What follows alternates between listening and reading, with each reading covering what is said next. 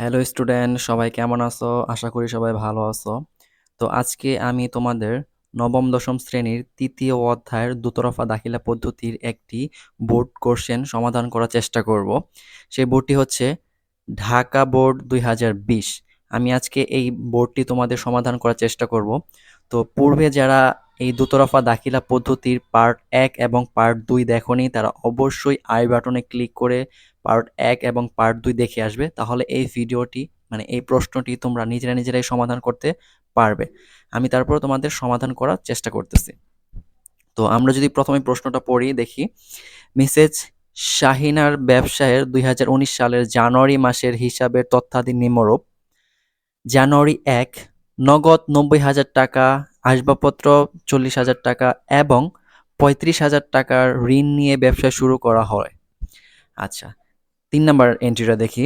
জীবন বীমা প্রিমিয়াম প্রদান 5,000 টাকা।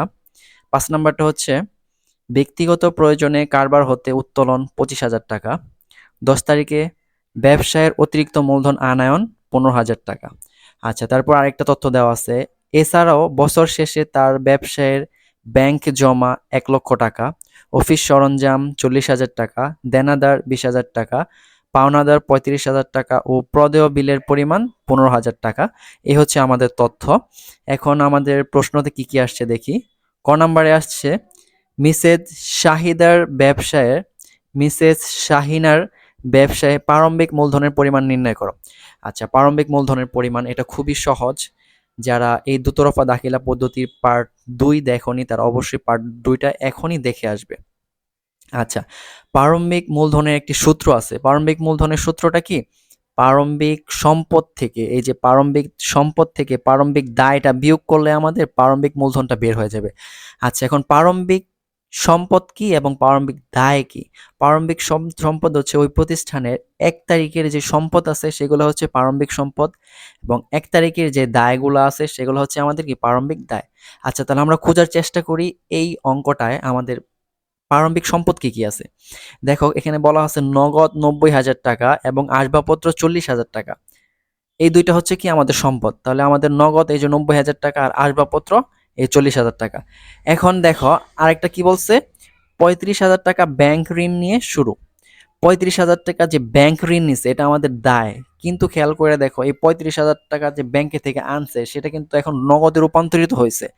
এই কারণে এই 35,000 টাকা নগদে যোগ হয়েছে। ঠিক আছে? তাহলে নগদ হচ্ছে 90,000 টাকা আর 35,000 টাকা 1,25,000 টাকা।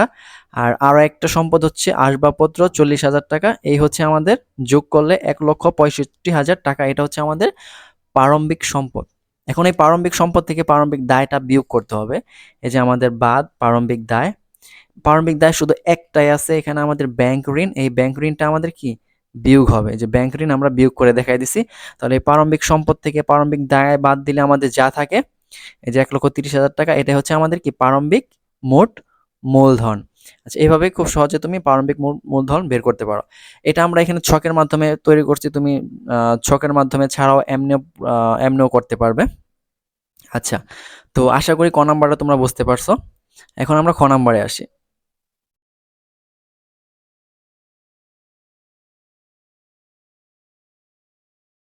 আচ্ছা, খ নাম্বার প্রশ্নটা আমরা পড়ি দেখি।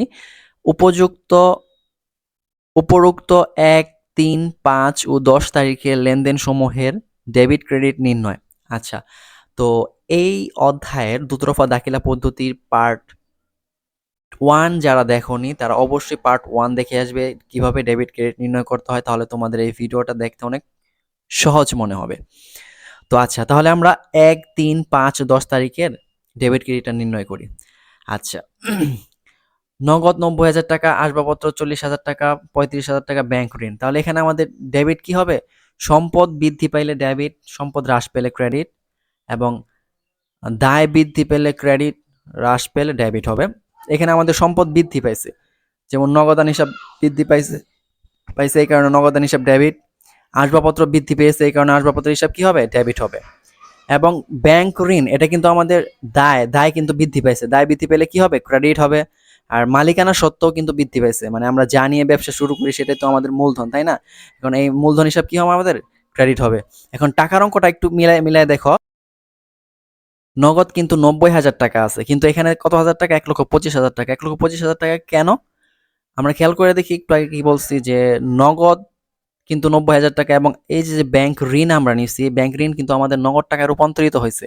এই কারণে ব্যাংক ঋণটা নগদের সাথে যোগ হয়ে যাবে, তাই 1,25,000 টাকা হয়েছে। 90,000 আর 35,000, 1,25,000। আচ্ছা, তারপর আসবাবপত্র 40,000 টাকা, এই যে আসবাবপত্র 40,000 টাকা, আর ব্যাংক ঋণ 35,000 টাকা। আর যা নিয়ে ব্যবসা শুরু করি, আমি কি নিয়ে ব্যবসা শুরু করছি? নগদ টাকা আর আসবাবপত্র, সম্পদ যা নিয়ে শুরু করছি, এটা আমাদের কি? আমাদের মূলধন, মানে সম্পদ যা নিয়ে শুরু করবো সেটা আমাদের কি? মূলধন। এই মূলধন হিসাব আমাদের কি? ক্রেডিট, 1,30,000 টাকা। আচ্ছা, 1 নাম্বারটা শেষ, এখন 2 নাম্বারটা আসি। জীবন বীমা প্রিমিয়াম প্রদান 5,000 টাকা। এখন জীবন বীমা প্রিমিয়ামটা কি, এটা আমাদের জানতে হবে। এটা হচ্ছে আমাদের উত্তোলনের মতো, আমাদের ব্যবসা প্রতিষ্ঠানে বীমা করতে হয়। এই বীমাটা আমাদের করলে বীমার জন্য কিছু টাকা দিতে হয়। তো এই টাকাটা তো আমাদের ব্যবসা থেকে উত্তোলনের মাধ্যমে আমরা দিচ্ছি, তাই না? এই কারণে এটা জাবেদা কি হবে? উত্তোলন হিসাব ডেবিট, মানে ডেবিট ক্রেডিট নির্ণয়ের জন্য উত্তোলন হিসাব ডেবিট হবে, নগদান হিসাব ক্রেডিট হবে। কত হাজার টাকা? 5,000 টাকা। এই কারণে 5,000 5,000 হবে। আচ্ছা, এখন 5 নাম্বারে আসি। ব্যক্তিগত প্রয়োজনে কারবার হতে উত্তোলন 25,000 টাকা। এটাও সেম একই, উত্তোলন হিসাব ডেবিট, নগদান হিসাব ক্রেডিট। এটা কেন হয়েছে? আমাদের নগদ টাকা কিন্তু চলে গেছে। 3 নাম্বারটাও 5 নাম্বারটা খেয়াল করে দেখি যে নগদ টাকা আসছে না চলে গেছে। নগদ টাকা যদি চলে যায় তাহলে নগদান হিসাব ক্রেডিট, এখন যার মাধ্যমে চলে যাব সেই হিসাবটা ডেবিট হবে। তাহলে আমাদের যেহেতু নগদ টাকা চলে গেছে, এই কারণে নগদান হিসাব ক্রেডিট করছি দুটোটায়। কিসের মাধ্যমে চলে গেছে? উত্তোলন করার মাধ্যমে, এই কারণে উত্তোলন হিসাবে আমাদের কি হয়েছে? ডেবিট হয়েছে। আচ্ছা, তারপর আমরা 10 নাম্বারটায় আসি। ব্যবসায়ের অতিরিক্ত মূলধন আনয়ন। ব্যবসায়ের জন্য আবার পুনরায় অতিরিক্ত মূলধন আনছে, তাহলে এই অতিরিক্ত মূলধনটা আমাদের কি হবে? এটা জামাদার কি হবে? নগদ টাকা কিন্তু ব্যবসা প্রতিষ্ঠানে আসছে, তাহলে নগদ টাকা যদি ব্যবসা প্রতিষ্ঠানে আসে তাহলে নগদান হিসাব কি হয়? ডেবিট হয়। এখন যার মাধ্যমে আসে সেই হিসাবটা কি হবে? ক্রেডিট হবে। আমি পূর্বে বলেছি, যারা আমার এই অধ্যায়ের পার্ট 1 ভিডিওটা দেখোনি তারা অবশ্যই পার্ট 1 দেখে আসবে, তাহলে তোমার এই ভিডিওটা বুঝতে অনেক সহজ হবে। তো 10 নাম্বারটা দেখো, নগদ টাকা বৃদ্ধি পাইছে, এই কারণে নগদান হিসাব ডেবিট হয়েছে। আর অতিরিক্ত মূলধনের কারণে কিন্তু নগদ টাকা বৃদ্ধি পাইছে, এই কারণে অতিরিক্ত মূলধন হিসাব ক্রেডিট হবে। 15,000 টাকা, 15,000 টাকা। আচ্ছা, এইভাবে আমরা ডেবিট ক্রেডিট নির্ণয় করতে পারি। আচ্ছা, এখন আমরা গ নাম্বারে আসি। গ নাম্বার কি চাইছে? 2019 সালে মিসেস শাহিনার ব্যবসায় লাভ ক্ষতি নির্ণয়। ঠিক আছে, লাভ ক্ষতি নির্ণয় এটা একেবারে খুবই সহজ। যারা আমরা এই অধ্যায়ের পার্ট 2 দেখিনি তারা অবশ্যই পার্ট 2টা দেখে আসবো, কারণ ওগুলা দেখলে তোমরা নিজেরা করতে পারবে এগুলো, আশা করি। তো আমরা দেখি লাভ ক্ষতি কিভাবে নির্ণয় করে। লাভ ক্ষতির একটি সূত্র আছে। সূত্রটা কি? সমাপনী মূলধন যোগ উত্তোলন বিয়োগ প্রারম্ভিক মূলধন যোগ অতিরিক্ত মূলধন। আচ্ছা, এই যে সমাপনী মূলধন কি, উত্তোলন কি, প্রারম্ভিক মূলধন কি, অতিরিক্ত মূলধন কি, এগুলো আমরা পূর্বে আলোচনা করছি। এখানে জাস্ট আমরা একটু বসিয়ে দেওয়ার চেষ্টা করব। এই যে প্রারম্ভিক মূলধন, এই পরের অংশটা দেখো, প্রারম্ভিক মূলধন, এটা কিন্তু আমরা ক নাম্বারে অলরেডি বের করে ফেলাইছি। এই যে ক নাম্বারে কি বলছে? প্রারম্ভিক মূলধন। আমরা এই প্রারম্ভিক মূলধনটা ক নাম্বার থেকে পাবো। অতিরিক্ত মূলধন দেখো, আমাদের 10 তারিখে কিন্তু অতিরিক্ত মূলধন পাওয়া গেছে 15,000 টাকা। তাহলে এই দুই সাইড আমাদের ক্লিয়ার। এখন এই সামনের সাইডটা আমাদের কি আছে দেখি। সমাপনী মূলধন এটা আমাদের বের করা নাই, এটা আমাদের একটু বের করতে হবে। আর উত্তোলন যেমন আমাদের 3 এবং 5 তারিখে উত্তোলন করছি, এই দুইটা টাকা যোগ করলে আমাদের উত্তোলনের পরিমাণ বের হয়ে যাবে। এখন শুধু আমাদের সমাপনী মূলধন বের করাটা একটু শিখতে হবে। সমাপনী মূলধনের সূত্র কি? সমাপনী মূলধনের সূত্র হচ্ছে আমাদের সমাপনী সম্পদ থেকে, মানে বছর শেষে যে সম্পদ আছে সেই সম্পদ থেকে বছর শেষে যে দায় আছে সেই দায়টা বিয়োগ করলে আমাদের সমাপনী মূলধনটা বের হয়ে যাবে। আচ্ছা, আমাদের এই অঙ্কতে আমরা দেখি বছর শেষে কি কি সম্পদ আছে, সেই সম্পদ থেকে আমরা দায়টা বিয়োগ করব। তাহলে আমরা পড়ার চেষ্টা করি। এই যে দেখো, এছাড়া বছর শেষে তার ব্যবসায় ব্যাংক জমা 1,00,000 টাকা, অফিস সরঞ্জাম 40,000 টাকা, দেনাদার 20,000 টাকা। এই তিনটা আমাদের সম্পদ, তাহলে এই তিনটা আমরা যোগ করব। যেমন ব্যাংক জমা, অফিস সরঞ্জাম, দেনাদার আর আসবাবপত্র। আচ্ছা, খেয়াল করে দেখি এই অঙ্কতে কিন্তু আমাদের শুরুতে কিন্তু একটা আসবাবপত্র ছিল। সে আসবাবপত্রটা যেহেতু আমরা বিক্রি করি নাই, তাহলে বছর শেষে কিন্তু সেই আসবাবপত্রটা থাকবে। এই কারণে এখানে আমাদের কি আর আসবাবপত্রটাও থাকবে। যেহেতু শুরুতে আসবাবপত্র ছিল, বছর শেষে সেই আসবাবপত্রটা অবশ্যই থাকবে। যদি না থাকতো তাহলে আমাদের অবশ্যই বলা থাকতো যে আসবাবপত্র বিক্রি করা হয়েছে। তো এই আসবাবপত্রটা এখানে আমাদের সমাপনী সম্পদে আসবে। এখন সমাপনী দায়টা আমরা দেখি কি আছে। পাওনাদার পাওনাদার ৩৫,০০০ টাকা, প্রদেয় বিলের পরিমাণ ১৫,০০০ টাকা। এই দেখো পাওনাদার ৩৫,০০০, প্রদেয় বিলের পরিমাণ ১৫,০০০। আর ব্যাংক ঋণ, এই ব্যাংক ঋণ কিন্তু শুরুতে আমরা ব্যাংক ঋণ নিছি, কিন্তু এই ব্যাংক ঋণটা কিন্তু আমরা পরিশোধ করিনি। যেহেতু আমরা ব্যাংক ঋণ পরিশোধ করিনি, তার মানে আমাদের এই ঋণটা অলরেডি রয়ে গেছে, এটা আমাদের ধরে নিতে হবে। এটা আমাদের কি সমাপনী দায়ের মধ্যে যাবে। তাহলে আমাদের এই সমাপনী, এই সম্পদ থেকে সমাপনী দায়টা বিয়োগ করার ফলে দেখো কত টাকা আসে, আমাদের ১,১৫,০০০ টাকা আসে। এটা একটু দেখে নিবা তোমরা, ১,১৫,০০০ টাকা। তো আমরা এই সমাপনী মূলধনে আমরা ১,১৫,০০০ টাকা লিখবো। আর প্লাস উত্তোলনটা আমাদের এই যে আমাদের ৩ তারিখ এবং ৫ তারিখ এই দুটোটাই কিন্তু আমাদের উত্তোলন, এই কারণে এই দুইটা টাকা যোগ হবে। যেমন ৫,০০০ আর ২৫,০০০ টাকা, টোটাল ৩০,০০০ টাকা হচ্ছে আমাদের উত্তোলন। আর প্রারম্ভিক মূলধন আমরা ক নাম্বারে পেয়েছি ১,৩০,০০০ টাকা। আর অতিরিক্ত মূলধন আমরা পেয়েছি ১৫,০০০ টাকা। এই যে অতিরিক্ত মূলধন আমাদের ১০ তারিখে ব্যবসায় অতিরিক্ত মূলধন আনান ১৫,০০০ টাকা।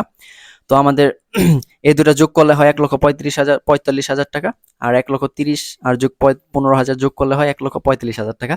তাহলে আমাদের এই ১,৪৫,০০০ টাকা থেকে ১,৪৫,০০০ টাকা বিয়োগ করলে হয় 0 টাকা। তার মানে আমাদের এই ব্যবসা প্রতিষ্ঠানে কোনো লাভও হয়নি, কোনো ক্ষতিও হয়নি। আমাদের যদি এখানে প্লাস ফিগার আসতো তাহলে আমাদের লাভ হতো, যদি মাইনাস ফিগার আসতো তাহলে আমাদের ধরে নিতাম কি আমরা ক্ষতি হয়েছে। যেহেতু আমাদের কোনোটাই আসেনি, ফলাফল 0, তার মানে এখানে আমাদের কোনো লাভ হয়নি, কোনো ক্ষতি হয়নি। তো স্টুডেন্ট, খুব সহজে এইভাবে আমরা লাভ ক্ষতি নির্ণয় করতে পারবো। তো আজকের ভিডিওটি এই পর্যন্তই। পরবর্তীতে আমি আরও একটি বোর্ড সমাধান করার চেষ্টা করব। তো ভিডিওটি যদি তোমার কোনো উপকৃত হয়ে থাকে তাহলে অবশ্যই ভিডিওটি শেয়ার করে তোমার বন্ধুদের মাঝে দিয়ে দিবে, এবং যারা চ্যানেলটি সাবস্ক্রাইব করেনি তারা অবশ্যই আমার চ্যানেলটি সাবস্ক্রাইব করে দিবে, এবং কোনো কোশ্চেন থেকে থাকে তাহলে অবশ্যই কমেন্টে জানাবে, আমি তোমাদের উত্তর দেওয়ার চেষ্টা করব। তো সবাইকে ধন্যবাদ। আসসালামু আলাইকুম।